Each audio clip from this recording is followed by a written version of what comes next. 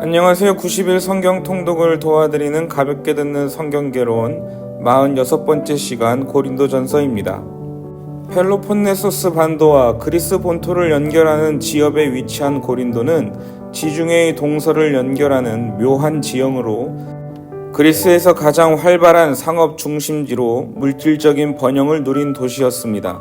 주후 1세기 중엽에는 해방된 노예, 퇴역 군인, 상인, 무역상 등이 고린도로 흘러들어왔고 잡다한 인종들이 모여 사는 활기 넘치는 신흥 도시였습니다. 아프로디테 신전을 비롯하여 여러 신전들과 종교 창녀들로 인해 관능적 생활 방식과 방탕한 삶을 즐기는 도시였습니다. 고린도는 사도 바울의 두 번째 선교 여행의 중심지였습니다. 이곳에서 1년 6개월을 머물렀으며 브리스길라와 아굴라를 만납니다. 그렇게 탄생한 고린도 교회는 비교적 부유한 교인의 집에서 모임을 시작했으나 교인 대부분은 도시 중심가에 거주하는 최하층민들이었습니다. 고린도 전서는 바울이 고린도를 떠난 후 발생한 문제들을 해결하기 위해 보낸 편지입니다. 고린도 전서 앞에도 한 통의 편지를 보냈는데 안타깝게도 그 편지는 소실되어 신약 성경에 들어있지 못합니다. 고린도전서 1장 11절입니다. 내 형제들아 글로웨의 집 편으로 너희에 대한 말이 내게 들리니 곧 너희 가운데 분쟁이 있다는 것이라. 16장 17절입니다. 내가 스데바나와 부드나도와 아가이고가 온 것을 기뻐하노니 그들이 너희의 부족한 것을 채웠음이라. 바울이 고린도전서를 쓰게 된 이유는 고린도 교회에서 보낸 일행이 가져온 헌금에 대한 감사를 전하고 그들이 가져온 여러 의문들과 교회의 위기를 불러온 문제들에 대한 답변을 주기 위해 기록했던 것입니다. 고린도 교회에는 많은 문제가 있었습니다. 권력 투쟁과 연관된 문제로 인해 분열되어 있었습니다.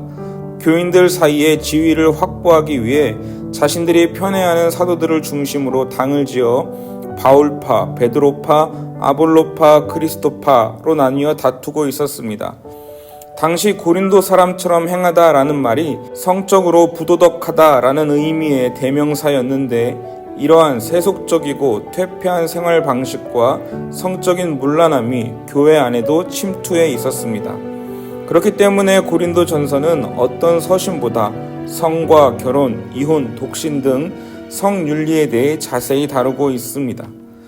교우들 간의 분쟁이 생겼을 때 툭하면 이교도 법정에 가서 소송하는 문제가 있었고 우상에게 드려진 제물을 먹느냐 먹지 않느냐에 대한 큰 논쟁이 있었습니다.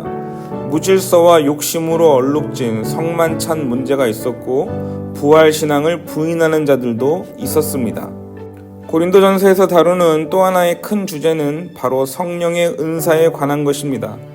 바울은 하나님이 서로를 유익하게 하려고 은사를 주신 것임을 주지시키며 더 큰 은사를 사모하라고 가르칩니다.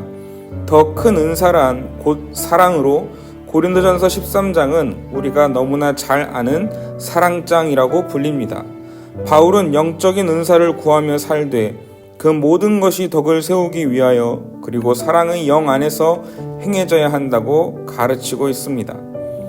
고린도전서에 등장하는 문제들이 현대의 교인들이 세속적인 환경에 살면서 직면하고 있는 문제들과 크게 다르지 않다는 것을 알 수 있습니다. 그러므로 우리 또한 고린도전서를 통해 실제적으로 많은 도움을 받을 수 있을 것입니다.